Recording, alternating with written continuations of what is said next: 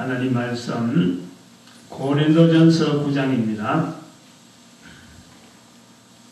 고린도전서 9장 16절 말씀 한 절입니다. 다 같이 합독합니다.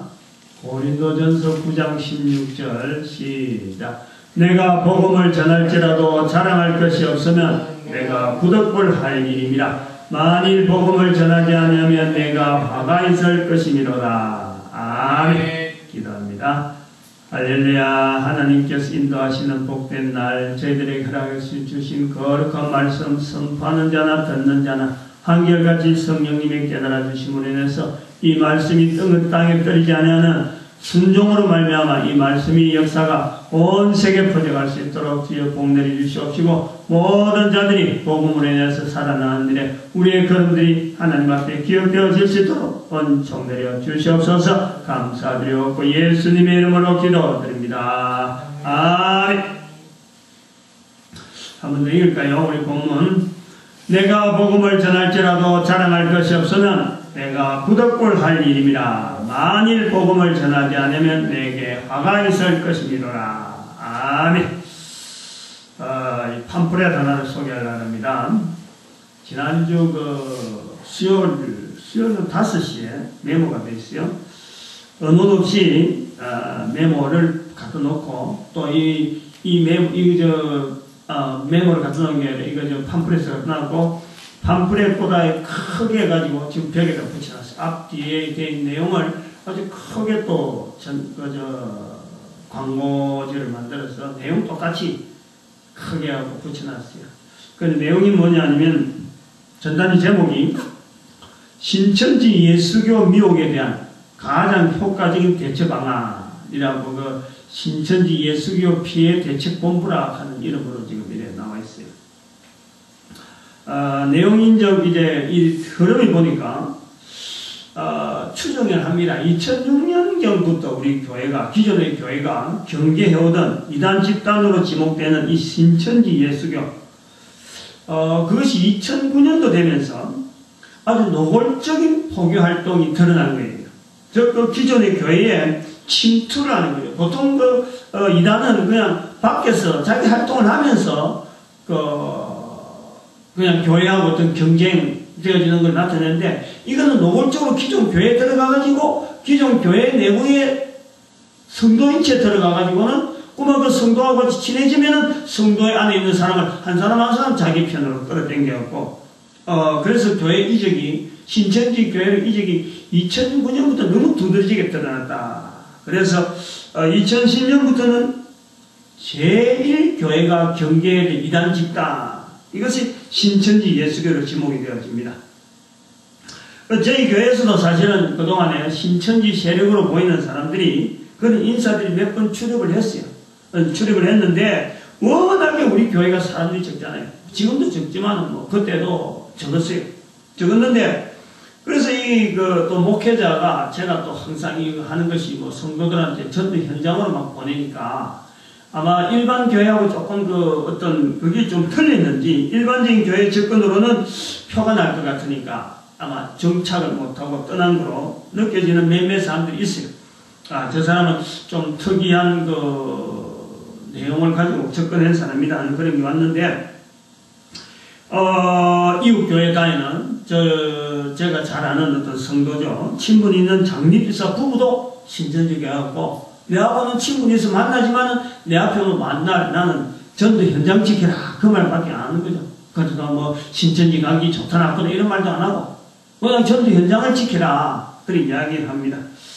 또 우리 교회 다니던 여청년 또 오빠가 대구에서 신천지 교회에 출입하느라고 어쩌면 좋느냐고 걱정을 하고 있다가, 또 여청년이 또 가까운 교회로 직장 따라서 또 가게 되는, 그래서 소식은 또 못 듣는, 그 가까운 데에 여러 형태의 이 신천지 교회의 어떤 기존 교회에 영향을 미치는 내용을 나는 듣고는 있는 거예요. 근데 우리 교회는 지금 이 신천지 교회에, 신천지 예수교에 대한 타격을 교단에서나 여러 교회가 많이 듣고 있고, 팜플렛도 공문도 여러 번 왔는데, 사실 우리 교회는 거의 여기에 대해서는 영향이 거의 없는 무풍지대와 같은 하나의 지금 모습을 지금 보이고 있습니다. 신천지 예수교의 이단적 행적에 대응하는 교회의 대처 방안의 전단지 내용을 보니까 크게는 이 4개 되어 있어요. 하나, 둘, 1번, 2번, 3번, 4번 이렇게 4개로 되어 있는데 여기서 그 근거되는 이 성경의 본문이 모두가 다 요한계시록을 가고 있어요.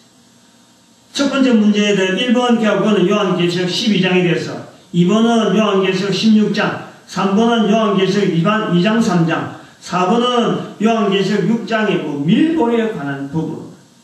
그래서 신천지 예수교 미혹에 대한 가장 효과적인 대처 방안이라는 그것이 이 성경무지, 성경무지가 이단으로 빠지는 원인, 또 말씀 위에 바로 서야 이단 분별, 이거는 잣대로 이제 갖다 대는데, 저는 생각에 하필이면은 요한계시록을 본문으로 잡고 실험할, 소위만 전단지로 갖고 나더라도 하필이면은 요한계시록이냐, 요한계시록 해석이 얼마나 교회에서 이 나름대로 굉장히 부담스러운 그런 하나의 분야인데, 그걸 갖고 다른 사람이 이런 데서 이단질 한다고 해서 해필이면 교회가 이 효과적인 대처 방안에 그 본문을 잡고 씨름할 게 뭐냐, 저는 좀 이 의구심을 가지고 있는 그런 입장입니다. 그러면서 이제 전단지 내용의 맨 아랫부분이 이렇게 제안합니다. 맨 밑에 보니까 이렇게 되어 있어요. 1면, 2면 맨 밑에 신천지 예수교는 계시록에 이루어진 실상을 주제로 하여 공개 토론하자. 일시 장소는 너희가 정하라. 이렇게 표현하고 있는 거죠. 그래서 이 전단지 제작단체가 전단지에 표시한 바로는 신천지 예수교 피해 대책 본부라 되어 있지만은 대표자 이름이 없어. 대표자 이름이 있으면은 이 단체의 성격을 벌써 알고, 이걸 우리 교회가 받을 만하다. 안 그러면 대표자 이름을 보고, 이건 우리하고는 전혀 이런 거하고는 말은 이렇게 좋은 표현을 하고 좋은 뜻으로 쓰지만은 이거는 교회가 취할 수 없다라고 하는 입장 분명한데, 이거는 지금 대책 본부로 가는 이름만 되어 있지, 그게 대표자 이름을 쓰니까 추적을 못하겠어. 이 단체가 과연 어떤 단체인지, 그러니까 교회가 받아들여야 될지, 안 그러면 적극적으로 홍보를 해야 될지, 안 그러면 참고상으로 그냥 끝내야 될지 모르겠단 말이에요.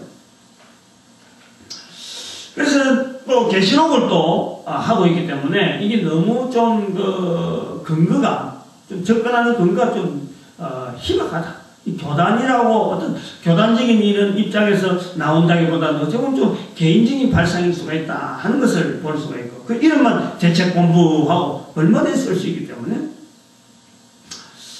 저는 이 시간에 이 전단지가 왔기 때문에 지난 주간에, 그래서 신천지 예수교를 가는, 즉 이단이라고 하는 것에 대한 대표 라고 볼 수 있는 지금 시대에 가장 교회가 이단시하고 있는 이 신천지 예수교에 대한, 그래서 이것을 대표로 하는 이단에 대한 기존교회의 반응, 이게 대처 자세, 이걸 본문에서 표현하는 사도 바울의 부득불할 일인가. 이단이 항상 나오는데, 지금은 또 이런 이단이 조금 지나가면 또 다른 이단이 있어요.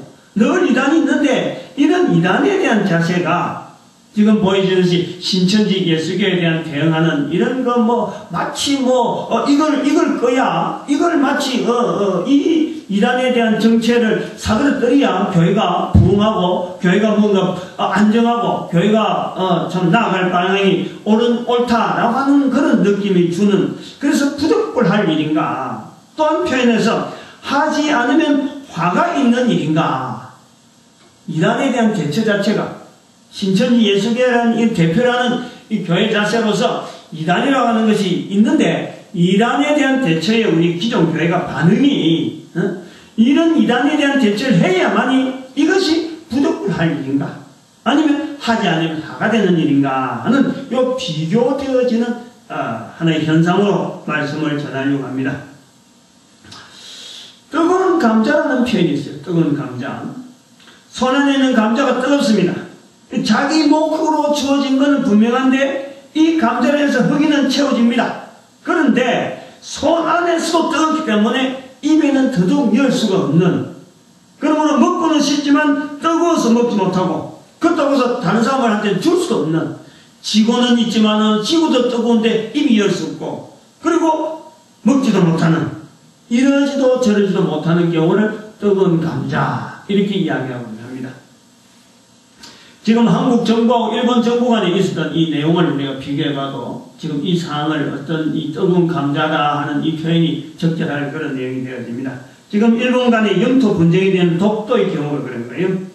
한국 정부가 보다 강력한 대응을 하지 못하는 경우가 이런 경우라. 즉 일본 정부는 지금 자국 내 국민들의 여론을 몰기 위해서 독도에 관한 특별법을 막 제정합니다.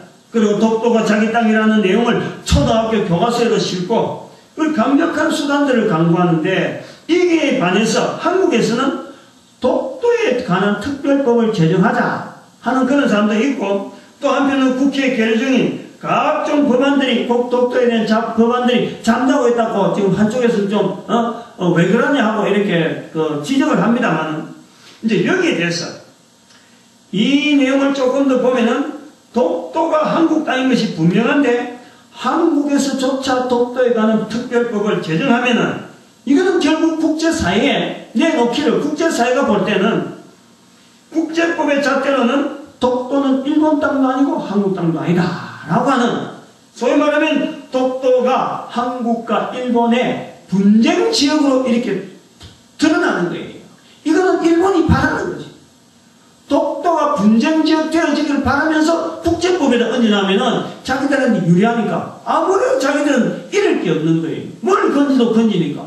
그럼 우리가 이제 한국 땅에서 볼 때는 한국은 우리 땅이니까, 우리 땅인데 그것 따라서 뭐 특별법을 제정한다 이런 것은 일본한테 일본의 제스처에 넘어가는 그런 꼴을 받게 되는 거예요. 그러니까 이러지도 못하고 저러지도 못하고 끙끙 앓고 있는 이것이 바로 이게 어떤 뜨거운 감자입니다. 지금 일본 정부가 유도하는 독도의 국제사회 분쟁 지역을 만드는 일에 지금 대응하는 자세가 지금 우리는 일종의 뜨거운 감자를 지금 쥐고 있는 거예요. 저는 이단에 대한 그 교회의 자세가 뜨거운 감자에 비교하려고 하는 거예요. 우선 이단이라고 할 수 있는 것은 큰 집단을 전제로 할 때 이단이 나오는 겁니다. 다시 말하면 큰 집단 내에서 집단의 기본적 유지체제에 반나는 소수무리에 대한 별칭을 이단이라 부르는 거예요. 근데 이단은 적어도 2사람 이상 3사람만 되면요, 이단은 나올 수밖에 없어요. 이단은 어느 단체든지 있는 거예요. 어느 단체였습니다. 예를 들어서 회사나 직장에서는 일종의 이단적인 단체가 뭡니까? 이게 노조라, 노조. 노조가 조직한데도 거기는 뭔가는 회사나 하는 큰 조직, 소위 말하는 회사의 이익을 위해서 나가는 그건데도 불구하고 거기는 몇몇 사람들이 늘 자기 목소리를 내지 못하고 안타까운 모임에 이런 무리들이 있는 거예요. 이게 정치적인 표현에는 야당이야, 야당. 야당이 바로 이단이긴 한 거예요.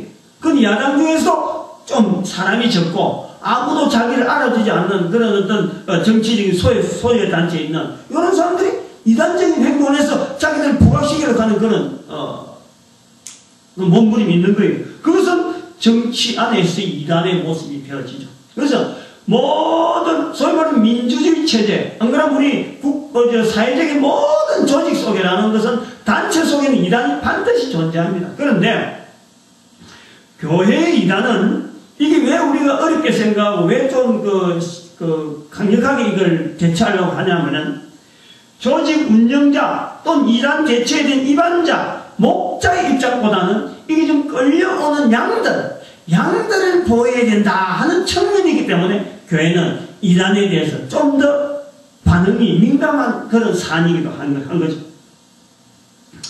이단 용어에 대한 교회 사용에 대해서 성경의 근거한 표현을 한번 찾아봅니다.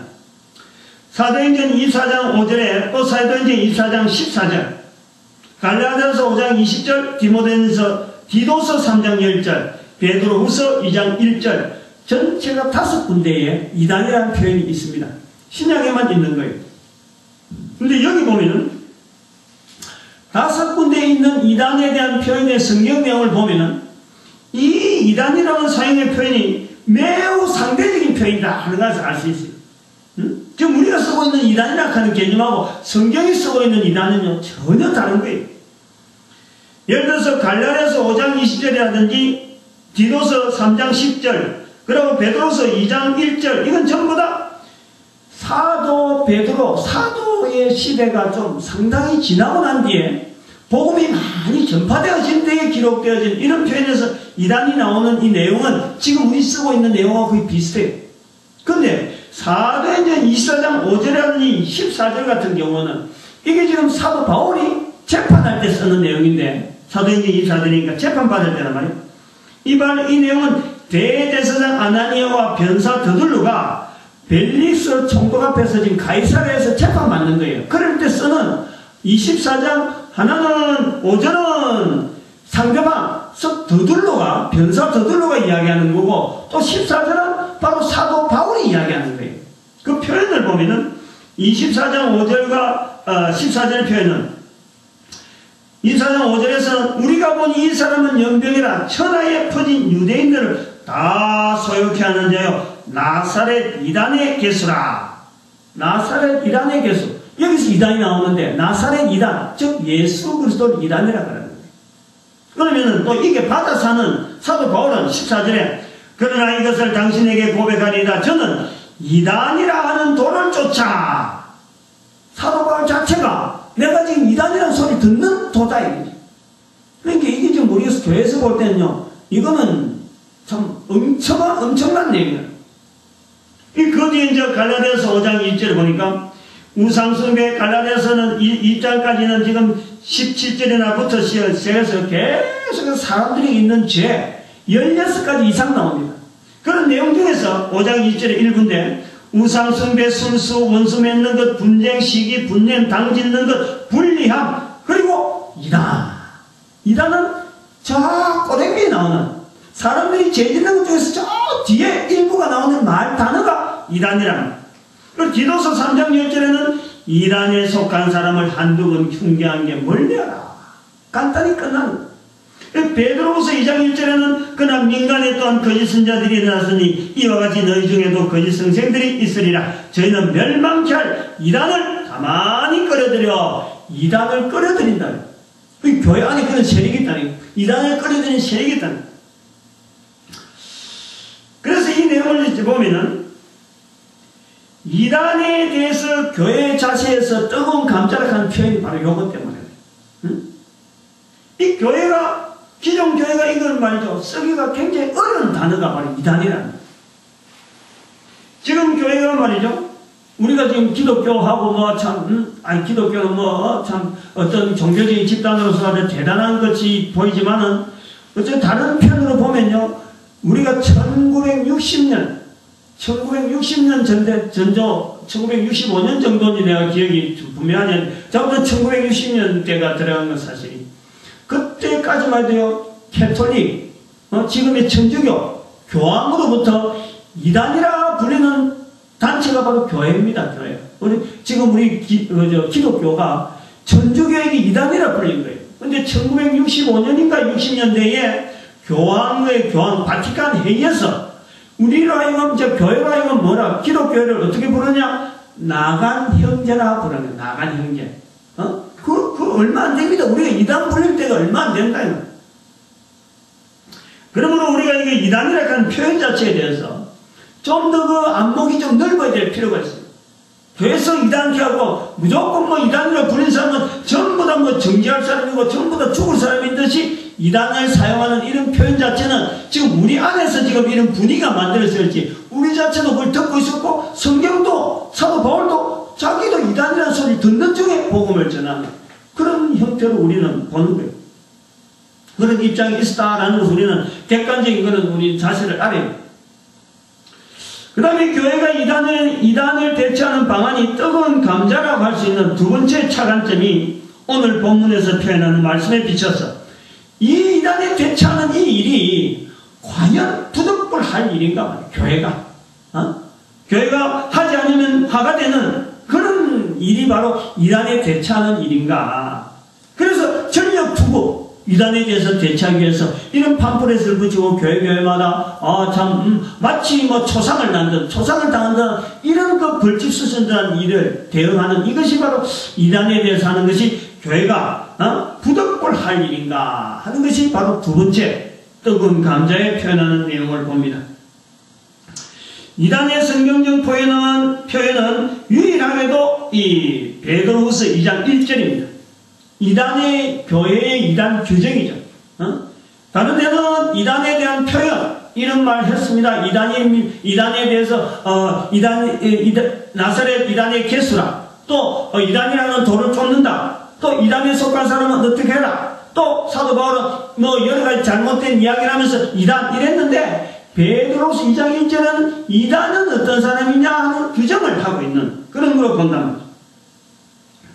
그 이단의 표현에서는 아까 잠깐 읽었습니다만 민간의 거짓 선지자들이 일어났었나니 이와 같이 너희 중에도 거짓 선생들이 있으리라. 저희는 멸망케 할 이단을 가만히 끌어들여. 그리고 나서 이 이단의 내용이 뭐냐. 자기들 사신주를 부인하고 임박한 멸망을 스스로 취하는 자들이다. 다시 말하면 이단이라 할 때는 자기들을 사신 즉 예수 그리스도를 부인하는 자를 이단이라 하는 거예요.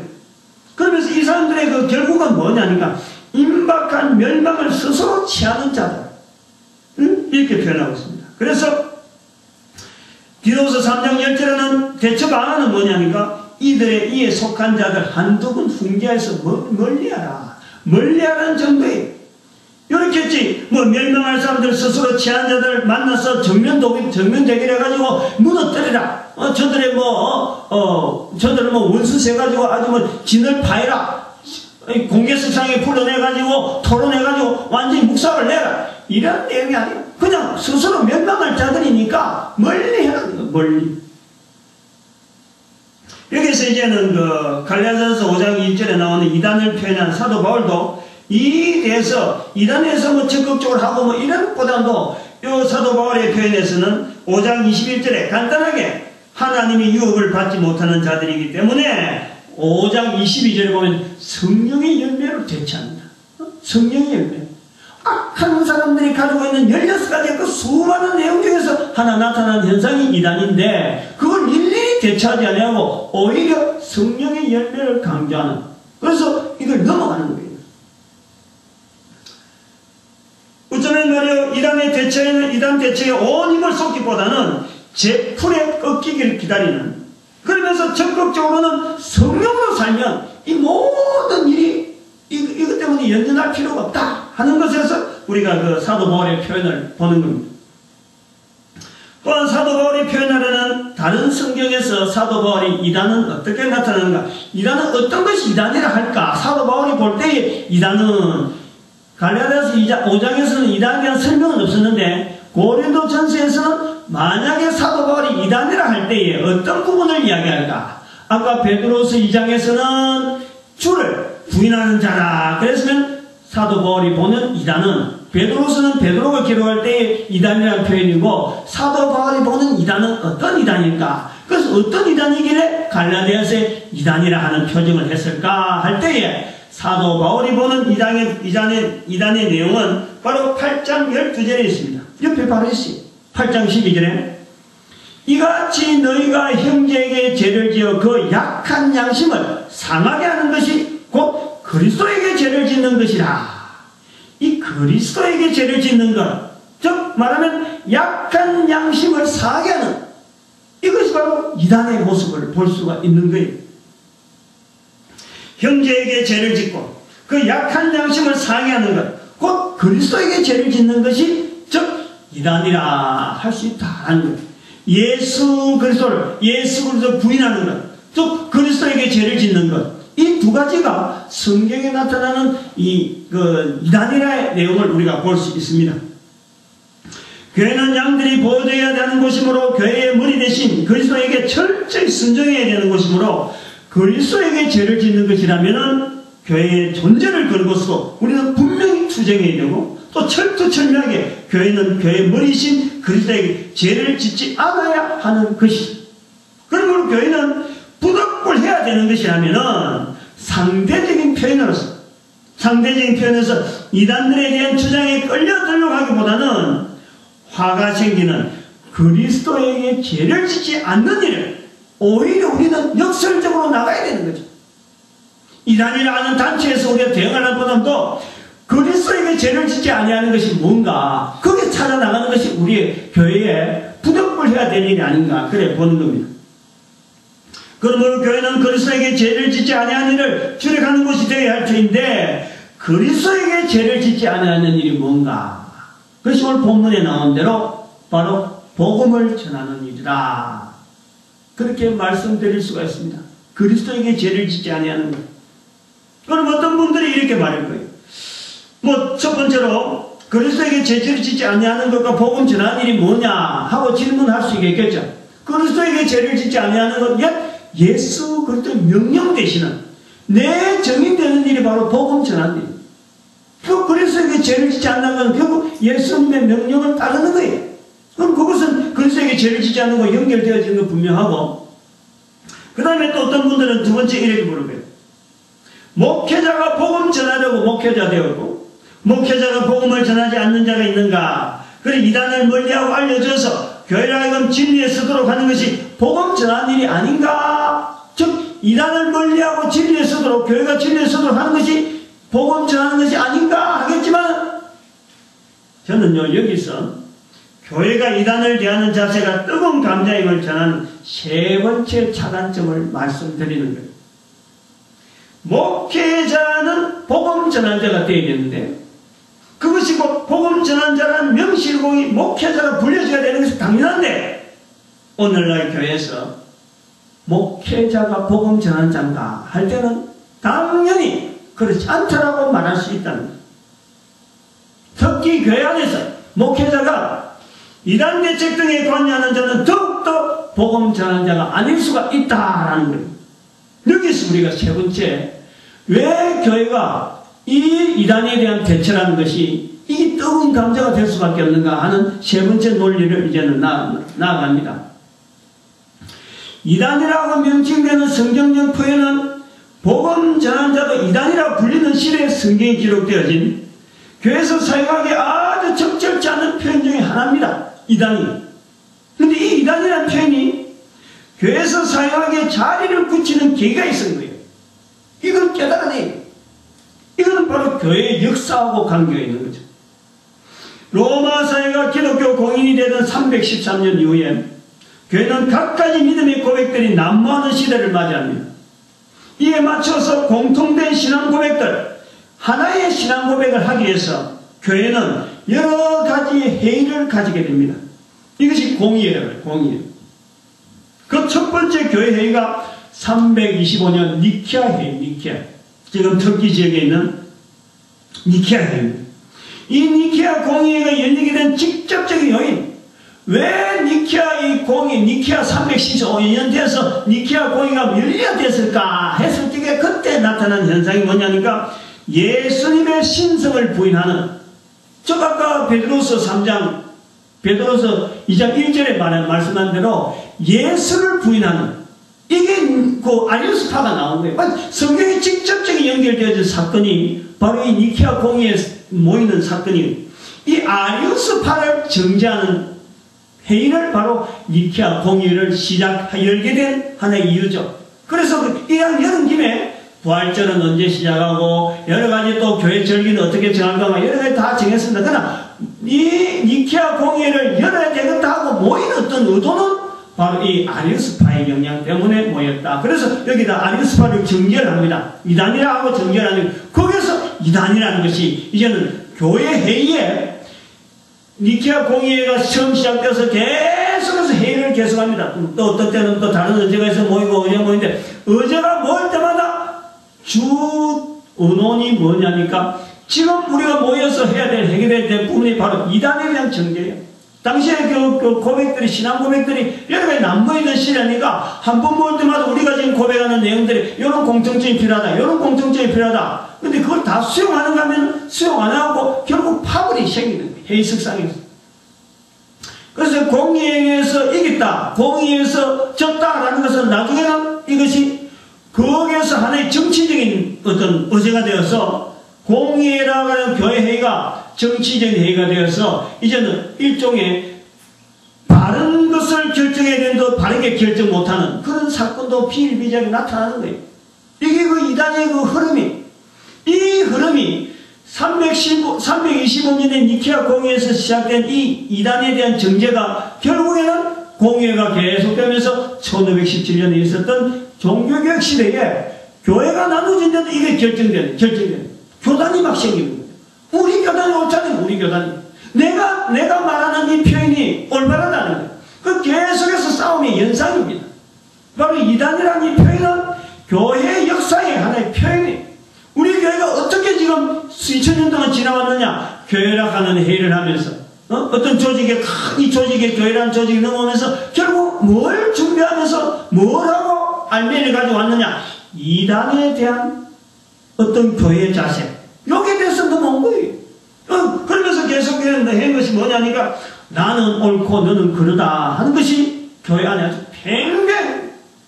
지금 우리가 지금 교회라고 하는 이 조직에서요, 자세히 보면요, 결국에는 교회라고 하는 단위는 우리 교회는 옳고 너 교회는 그러다, 이런 조직에, 이런 바탕 속에 깔려있는 거예요. 어느 교단, 어느 교단 무슨 보십시오. 뭐 교단이 얼마나 많은지. 대한민국의 교단이요 300개가 넘어요. 300개. 그 300개가 넘는데 그 300개 넘는 것에서 다 옳게 운영되느냐? 절대 옳게 운영 안 됩니다. 절대 300개의 교단이, 근데 그것에서 따지고 들 기준이 없는 거예요. 그냥 뭐 조직하고 있으니까 거기 가만히 있고, 그것이 영향이 없으니까, 기존 교회에 영향이 없으니까 이단으로 지금 대체 안 하는 거지. 이단적인 행적이 분명히 있는데 불구하고 그냥 나가두는 거예요. 그 큰 교회에서 영향이 없으니까. 지금은 이 신천지 예수교는 영향이 있다고요. 다른 교회에 영향을 미치니까 아이고 뜨거워라 하고는 지금 대체하는 거예요. 이 나는 옳고 너는 그러다. 요것이 지금요 325년 니케아 회의로부터 계속해서 나는 교회의 기둥입니다. 바탕이에요. 바탕. 오늘 교회를 가는 이 정치체제, 정치 어떤 이 조직, 이런 것에서 이게 바탕이에요. 바탕. 근데 이걸 모르고 본인이 이걸 인식하지 아니하고 이단 타고 지금 우리는 계속해서 하고 있는 곁으로 드러나는 거예요. 어째 보면요, 이 논리는 예수님의 표현들 하면 마태복음 23장 2절에 표현합니다. 서기관들과 바리새인들이 모세의 자리에 앉아있는 요 모습이 오늘 교회가 이단이라고 하는 이 표현에서 나오는 자세. 나는 옳다, 너는 그러다. 이 표현을. 기독교 역사 속에서요, 공의회가 이단으로 정죄하는 가운데 이단이 아니도 불구하고 분명히 이단으로 정죄하는 역사가 있어요. 그것이 우리가 잘 아는 대로 431년인가? 에베소 공의회. 431년인가요? 네스토리우스라고 하는 파가 있어요. 네스토리우스. 그 네스토리우스가 파는 지금 우리 천주교가 기독교하고 왜 다른다는 결정적인 증거물이 뭐냐니까? 이 네스토리우스 파가 주장하는 내용이 뭐냐니까? 반대파에서는 시릴파라고 그래요. 시릴파. 시릴파에서는 예수님의 어머니가 예수님이 하나님이신데 하나님 되시는 어머니, 하나님의 어머니로서 마리아 옳다. 또 예수님의 육적인 어머니 마리아 옳다라고 받아들이는 그 주장이 시릴파라고. 그런데 네스토리우스는 안 그랬어요. 육체의 어머니 마리아는 맞지만은 하나님으로서 예수님의 어머니는 마리아가 될 수 없다라고 주장했던 거예요. 그런데 힘으로 밀려버렸어. 그래갖고 이단으로 정죄돼서 쫓겨간 거예요. 그래갖고 저 위에 페르시아 쪽으로 해서 쫓겨가고 인도 쪽으로 지나가서 중국으로 들어가고 경교가 되는 거예요. 경고. 우리 신라시대 불국사 자세히 봐봐요. 자세히 보면 옷 입은 거. 그럼 그 근처에 어디 십자가 있다 하는데 십자가 뭐야? 나는 저 분명히 하긴 못했는데 저도 나는 기억나는 불국사에 있는 부처 옷 입은 이 옷 자락, 이게요 중국 옷이 아닙니다. 한국 옷은 득은 아니에요. 그 옷 자락이 바로 페르시아풍이라고. 그 페르시아풍이 어디냐? 당나라에 영향받은 신라가 그 당나라에서 한참 부흥했던 그 경교라고 하는 네스토리우스파가 전했던 그 경교, 결국 그 기독교. 기독교는 그래서 천주교가 들어오기 전부터 훨씬 전부터 벌써 신라에 우리나라에 벌써부터 접목이 됐다 하는 그런 흔적은 있는데 이게 여러 가지 교회사에서 말이에요. 막 그 자료들이 막 사라져가지고 지금 분명하지 않아서 확실하게 지금 뭐 이렇다고 주장을 못하고 있지. 그 불국사에 있는 그 부채 입은 옷 자체가 이게 아니 큰 정거란 말이에요. 중국도 아니고 우리 한국도 아니고 저 페르시아 뿌리다. 페르시아 옷. 그 입고 있는 나한들의 입은 옷들 봐요. 지금도 절에 가봐요. 입고 있는 옷들 다 보면은 전부 옷자락이 싹 전부 다 이 자락이 쫙 내려가 있잖아요. 그거는요 그런 그 의상은 이 의상을 전공하는 사람들 입장에서 볼 때는 아주 중요한 자료거든. 그거는 당나라 시대가 아닌 거야. 그 경교를 그 경교를 얘기해도 네스트레스파가 이 사람들은 계속 복음을 전하는 거야. 복음을 전하고 그래갖고 페르시아를 통해서 인도로 위쪽으로 거쳐서 이제는 그 중국으로 들어가서 경교를 이렇게 그 네스트레스파가 주장했던 것이 오늘날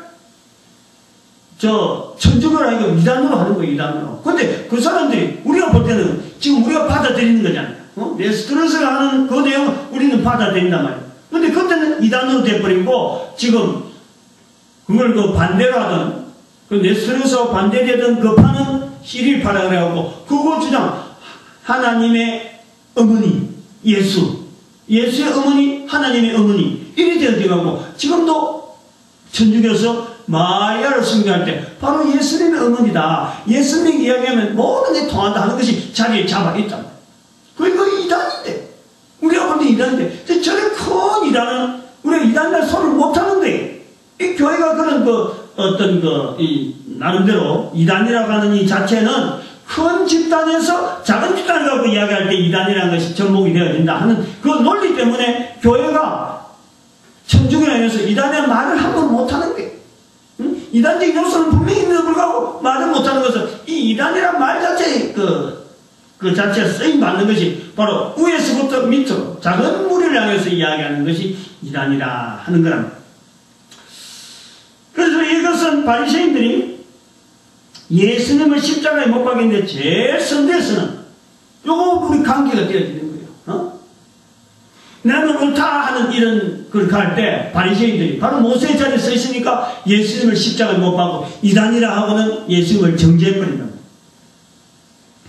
이를 비춰서 간단히 표현하면 교회 이단적인 모습은 오히려 형제를 이단하려는 시각인 나는 옳고 너는 그러다 하는 이 분파적이요 안하무인식의 사람을 판단하는 자세랍니다. 또 자세히면서 한편으로는 베드로서 2장 1절에 있는 말씀대로 또 가보면은 그러나 민간에 또한 거짓 선자들이 많이 있으니 이와 같이 너희 중에도 거짓 성신이 있으리라. 우리도 잘못될 수가 있는 거예요. 우리가 잘못될 수 있다. 그래서 거짓 성신이 있으리라. 저희는 멸망케 할 이단을 가만히 끌어들여 교회에서 이단을 끌어들이는 존재가 있다는 거예요. 기존의 교회 세력 안에 이단을 끌어들이는 그런 세력이 있다는 거예요. 초대교회가 300년이 지나지 않아도 자세히 보면 역사를 우리 아까 연대를 왜 이야기했냐면 313년 되어서 그 기독교가 참 로마 사이에 국교가 되어진부터 325년 불과 한 12년 정도 되어졌는데 뭐 그 전부터 있었겠죠. 그런데 벌써부터 300년 조금 지나서부터 그 아리우스 파락하는 예수를 부인하는 베드로서 이야기 전에는 분명한 바로 사신주를 부인하는 그런 사건이 있었는데 우리가 생각할 것은 2000년이 지나는 교회의 연륜 속에 나는 옳고 너는 그러다 하는 이 사상에 나는 옳다고 하는 이 삶이 옳다고 하는 그 내용이 그대로 계속해서 과연 오른쪽으로 계속해서 유지해서 갈 수 있느냐. 예수님께서 직접 전한 그 복음, 사도들이 직접 전한 그 복음이 300년도 되지 않아서 이렇게 다른 분파들이 막 드러나는데 하나님께서 2000년 동안 우리 이 교회를 유지시키는 가운데 그 속에 속해 있는 사람들이 100년 동안 살고 또 100년 동안 살고 죽고 하는데 이 나는 옳다 하는 그런 고백들, 신앙 고백들, 그 위에서 고백한 100년 전에 고백한 거, 200년 전에 고백한 거, 한 500년 고백한 그 고백을 내가 그대로 한다고 해서 내가 이단화 되어지는 이런 경향에서 전혀 무풍지대 있느냐? 아니다. 300년도 안 됐는데 이런 이단이 나타나면은 그러면 2000년이 지나면요, 나는 분명히 옳지 않은 자리에 분명히 들어있을 수 있다. 그게 베드로서 2장 1절의 말씀이라. 너희 중에 거짓 선생이 있으리라. 저희는 멸망케 할 이단을 가만히 끌어들이는 존재, 그것이 바로 내가 될 수 있는 거예요. 요걸 인정해라는 거예요. 요걸 인정. 나도 잘못될 수 있다는 거예요. 그러나 교회는 여전히 세월이 흘러도 변하지 않는 진리, 내가 곧 길이요 진리요 생명이라 하는 그 말씀 앞에 복음 자체가 여전하기 때문에 오늘날 교회가 이 땅에 있어야 될 이유, 복음을 전하는 자로서의 교회가, 이것은 하나님께서 지키시는 어떤 분명한 섭리 가운데 이 교회가 존속되어 있는 것이지, 거기서 있는 사람들이 변하지 않기 때문에, 거기서 전하는 자들이 전혀 진리 속에서 요동치 않기 때문에 이 복음이 계속되어지는 것은 아니라, 복음을 복음되게 하시는 하나님의 섭리가 교회를 통해서 복음이 전해질 수 있도록 하나님께서 허락하는 방편 안에서만 교회가 존속해야 되고, 복음을 간직해야 될 어떤 이유가 되어지는 것이지, 그것을 간직하고 있는 지금 현재 살고 있는 우리가, 내가 옳은 자라 하는 스스로의 그 자리를 만든다고 해서 이 복음이 그 사람을 통해서 정확하게 전달되어지는 건 아니라. 그래서 우리가 이단이라고 하는 표현을 할 때, 또 내가 복음을 전한 자라 할 때 우리가 주의해야 될 요소죠. 복음 자체는요, 이거는 고유한 거예요. 복음 자체는 하나님의 섭리며 이건 성령의 역사랍니다. 이것을 교회라고 하는 틀 속에다 지금 허락해서 하나님께서 지금 세상한테 전해지도록 허락하신 것입니다. 교회는 복음을 전할 사명도 여전합니다. 교회가 세상 속에서 형태를 가지고 존속한 이유가 복음 전하기 위해서 있는 거예요. 교회는 복음 전하는데 부득불해야 돼요. 교회가 부득불해야 된다는 말은 바로 복음 전하는 일에만 해당되어지는 것이지, 내가 가지고 있는 사상, 내가 가지고 있는 믿음 자체가 옳다라는 것에서 우리는 부득불할 수가 없는 거예요. 항상 내가 변화될 수가, 나도 잘못될 수가 있다는 개연성을 늘 우리는 갖고 있습니다. 교회는 복음을 전하지 않으면 교회가 이 땅에 존속해야 될 이유가 없으므로 바로 그것이 화가 되는 거예요. 설교하는 것을 복음 전하는 것으로 빙자하지 않아야 됩니다. 설교하는 것과 복음 전하는 건요, 이거는 아주 차이가 큰 거예요. 이 간단히 구분하는 방법이 있습니다. 설교라는 것은 복음을 시대에 맞춰서 신학, 즉 동시대, 동문화 속에서 설명하는 것이 설교입니다. 그러므로 대상이 뭐냐? 설교의 대상은 누구냐면은 복음에 대한 이해를 바탕으로 한 자입니다. 즉 교회에 출입하는 자에게 하는 것이 바로 설교예요. 그러나 복음을 전한다는 것은 대상에서 천지 차이다. 대상에서 복음을 듣지 못했거나 복음을 오해해서 예수 그리스도에게 죄를 짓고 있는 자들을 대상하는 것이 바로 이 복음을 전한다는 거예요. 다르게 표현해서 비교하면은 복음을 전하는 것과 설교를 하는 것은, 설교는 교회당이라는 일정한 장소, 공간을 배경해서 만나는 자들, 그래서 예수 그리스도의 믿음의 고백을 권장하는 거예요. 믿음의 고백을. 복음은 믿음의 고백이 나오도록 알려주는 거예요. 일정한 공간, 이걸 떠나 있는 모든 사람에게 대상이 되어지고, 물론 이 경우도 복음을 전한다고 할 때는 공간이라는 공간 안에서 분명히 적용이 되어집니다. 교회당 내에서도 내지 않은 사람들 속에 이것을 바로 예수 그리스도 아직까지 모르고 복음을 전혀 모르고 그냥 교회만 덜렁덜렁 하는 사람들에게도 바로 교회 안에서, 장소는 교회하지만 이 사람들에게 그 복음을 전해야 될 필요가 있는 거예요. 설교의 범위와 복음을 전하는 대상으로서 범위를 보면은 예수님께서 말씀하신 마태복음에만 두고도 이야기를 할 수 있어요. 설교는 마태복음 10장 6절에 있는 차라리 이스라엘이 잃어버린 자에게 가는 것이, 이것이 설교입니다. 복음은 마태복음 28장 19절 마지막 절에 있는 모든 족속을 대상하는 것이 복음입니다. 이를 이단 문제와 연결해 보면은 복음을 들어야 할 대상이 곧 이단이에요. 이단은 곧 우리가 갈라질 사람이 아니고, 갈라야 될 사람이 아니고, 바로 복음을 전하는 대상으로 볼 때는 바로 우리가 복음 전하는 하나의 상대해야 될 대상들이야. 멀리해야 될 대상이 아니고, 복음 앞에서는 저들에게 예수 그리스도를 알려야 될 어떤 대상이 이방인이 타 종교인이란 불교라고 멀리하고 무당이라고 멀리하고 힌두교라고 멀리하고 무슬림이라고 전념할 것이 아니라 바로 그들이 전부 다 복음 앞에서는 바로 내 앞에서 만나야 될 대상이란 말이에요. 살인자와 죄수들 중에 개수가 바로 우리가 복음 앞에서는 그들이 내가 만나야 될 대상이 천국에 갈 수 없는 것 같이 재물 가진 자 자체도 우리는 이 복음 앞에서는 내가 만나야 될 대상이란 말이에요. 그러므로 복음을 들어야 될 대상은 교회가 볼 때에 복음을 들어야 될 대상은 세상에서 코로 숨쉬고 있는 모든 인간이 다 대상이 되어지는 거예요. 죽지 않은 이상은 다 대상이 된다는 거예요. 그래서 교회는 각종 이단에 대한 대처에서 연연하기보다는 차라리 이 지경에 잘 들으셔야 돼요. 이건 인터넷에 나오는 겁니다. 그렇다면 제가 이 말하는 한마디 한마디를 굉장히 표현을 여러 가지 생각해서 하는 거예요. 교회에서 지금 소속한 교회들이 성도들이 막 나간다. 요거에 대해서 교회가 말이죠. 이단이라고 뭐 예수교, 천신천 예수교라고 막 벌벌 떨고 말이야 막 경계할 것이 아니라 제가 세 가지 방안을 이야기합니다. 첫 번째.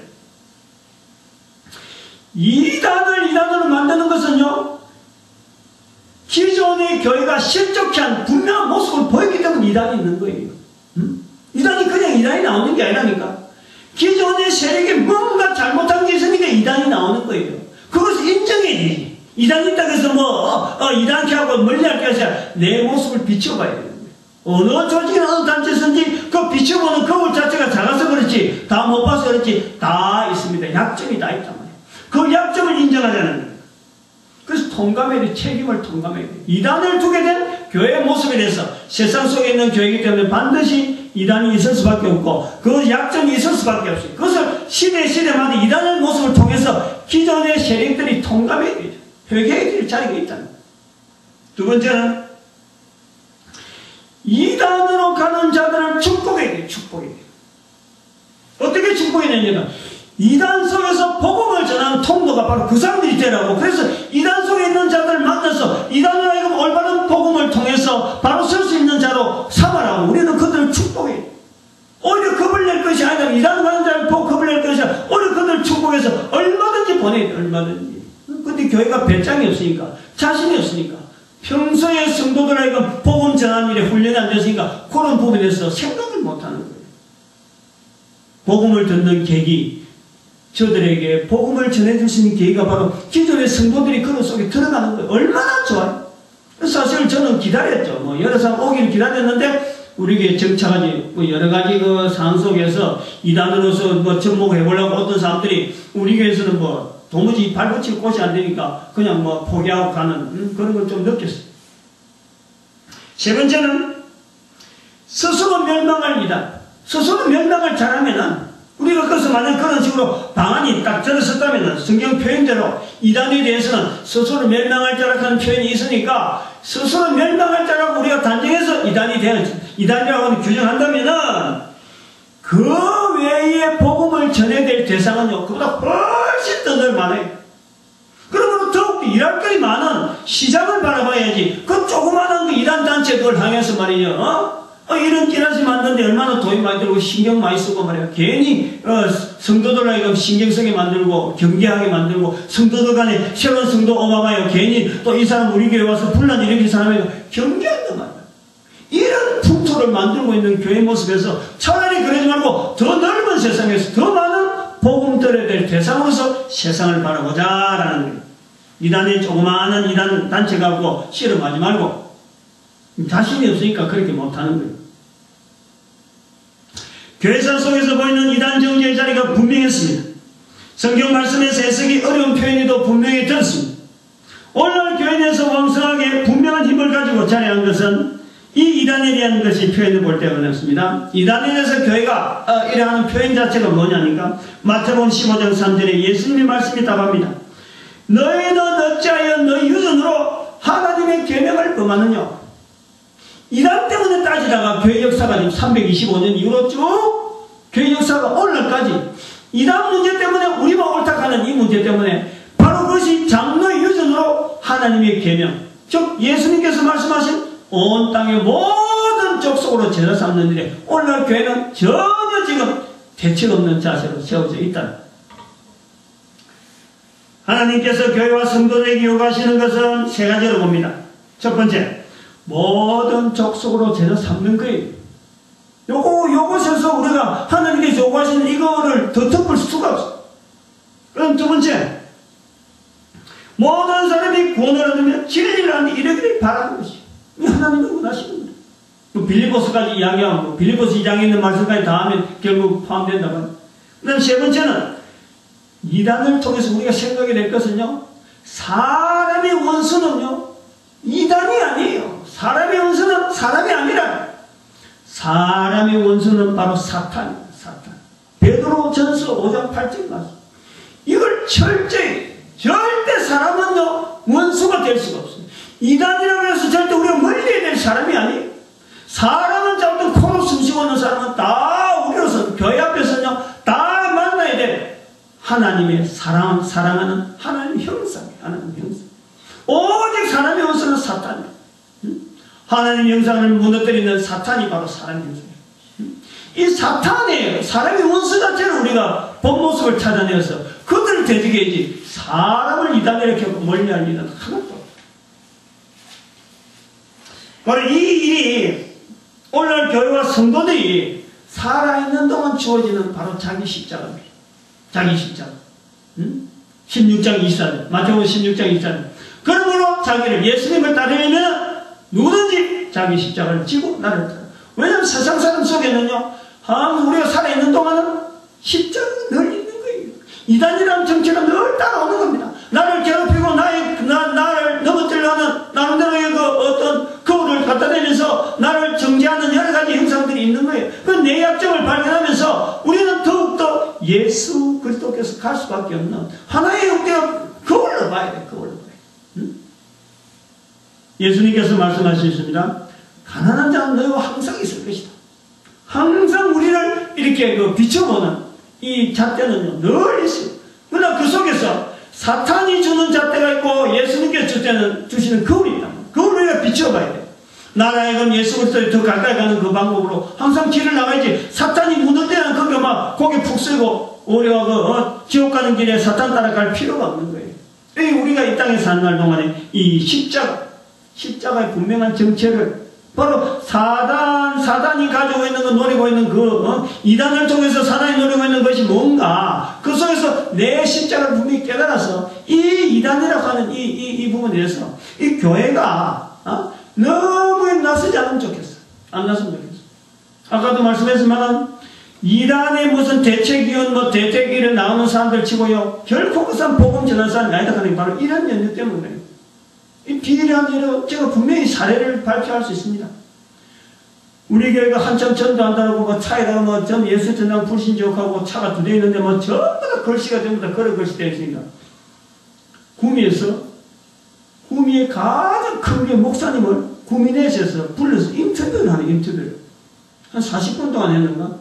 저는 몰랐는데 다른 사람들이 다른 교회 성도들이 목사님 이거 인터뷰 내용 한번 좀 보시죠. 재봉송 메시에 있답니다. 한번 보시죠. 그 내용이 이상합니다.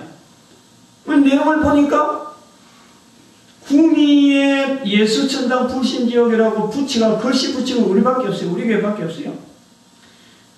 인터뷰하는 거 아가씨가 진행하는 아가씨가 물어봐요. 지금 교회에서 전도한다면서 차에다가 예수천당 불신지역이라고 붙이면서 시내 막 돌아다니는데 이것이 과연 옳습니까? 라고 구미에서 제일 큰 목사님한테 그걸 물어봤단 말이에요. 내가 그걸 나중에 들은 거예요. 발악해서 내가 보는데 그것을 목사님 하신 말씀이 그런 소리는 옛날에는 하지 요즘 시대에 그렇게 해야 되느냐 이렇게 표현한다는 거예요.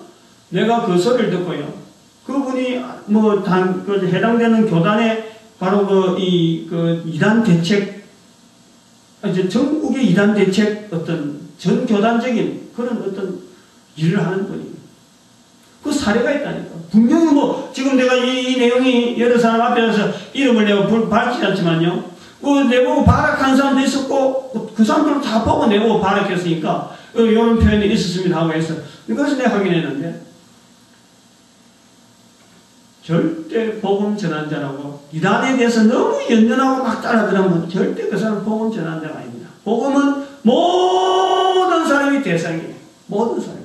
그래서 설교하는 사람이라고 복음 전하는 자가 아니라는 말이 바로 그런 표현을 하고 있는 거예요. 교회는 들어야 돼요.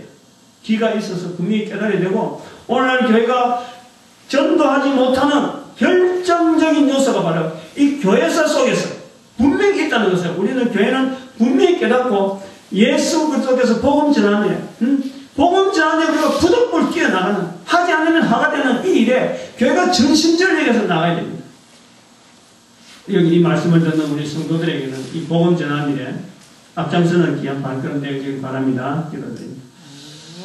할렐루야. 하나님 감사합니다.